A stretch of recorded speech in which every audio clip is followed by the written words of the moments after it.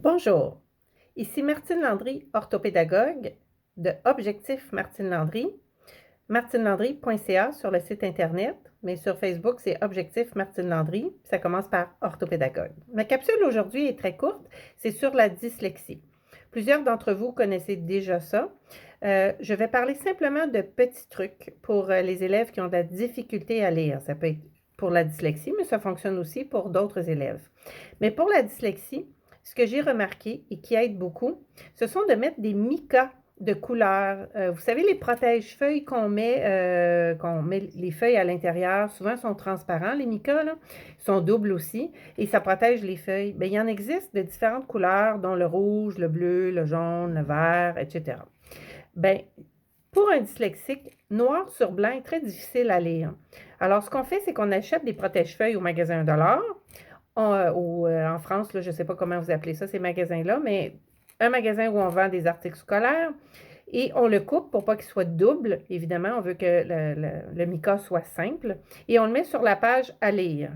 On fait tester au jeune qui est dyslexique ou même à l'adulte le jaune, après ça le rouge, le bleu, le vert et la personne va réaliser quelle est la couleur qui lui va le mieux et qui soulage ses yeux pour lire et que c'est moins fatigant. Ça, c'est un des premiers trucs. Le second truc aussi, évidemment, qui est comme très connu, c'est d'utiliser une feuille ou une règle qu'on descend au fur et à mesure des lignes qu'on lit. On essaie aussi de diminuer la longueur des phrases ou du texte au niveau des caractères, parce que l'œil qui se rend au bout, quand il revient, il ne sait plus sur quelle ligne il est rendu. On ne le voit pas, mais chez les gens qui ont de la dyslexie, il y a un petit mouvement très, très, très, très rapide de l'œil qui fait qu'ils perdent continuellement leur place. C'est pour ça qu'ils mettent leurs doigts, même quand ils sont plus vieux, pour lire, pour ne pas perdre la place. On peut prendre aussi une espèce de carton dans lequel on découpe un rectangle, une fenêtre, puis qu'on descend au fur et à mesure qu'on lit. Ou encore, on peut grossir carrément les caractères du texte qui est à lire, de l'examen, du travail à faire. Ce sont des trucs simples, mais qui soulagent beaucoup pour les dyslexiques, et y compris pour lire la musique sur les partitions. Je dis toujours aussi de prendre un crayon qui est surligneur un peu de ce type-là.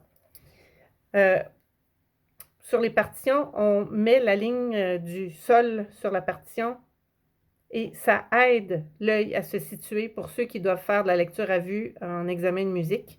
C'est très soulageant pour eux. On grossit aussi les partitions, c'est la même chose. Parce que souvent, il y en a qui sont bons en musique, ils vont apprendre par cœur, vont jouer par oreille, mais ils vont échouer les lectures à vue, les tests de lecture à vue à cause de leur dyslexie. Certains professeurs vont même mettre une lumière sur la partition, vont envoyer une lumière sur la partition de couleur en fonction de ce que la personne va avoir demandé comme couleur pour soulager l'œil. Donc, ce sont de petits trucs qui aident beaucoup. Il y en existe d'autres. Si vous en avez d'autres, gênez-vous pas, écrivez-les en dessous si vous avez essayé des choses. Évidemment, il y a tous les logiciels d'aide de texte à voix qui sont gratuits sur Internet. On écrit texte à voix et on peut entrer un texte et le faire lire. C'est souvent sous la forme Word ou sous la forme qu'on écrit à l'ordinateur. Pour ceux qui sont plus vieux puis qui ont des PDF ou des Word à lire et qui ont un téléphone intelligent, il existe l'application Elocance, E-L-O-C-A-N-C-E. C'est une application qui, justement, va lire pour la personne si ce qu'il reçoit dans un courriel, par exemple sur son téléphone, est en PDF ou un format Word.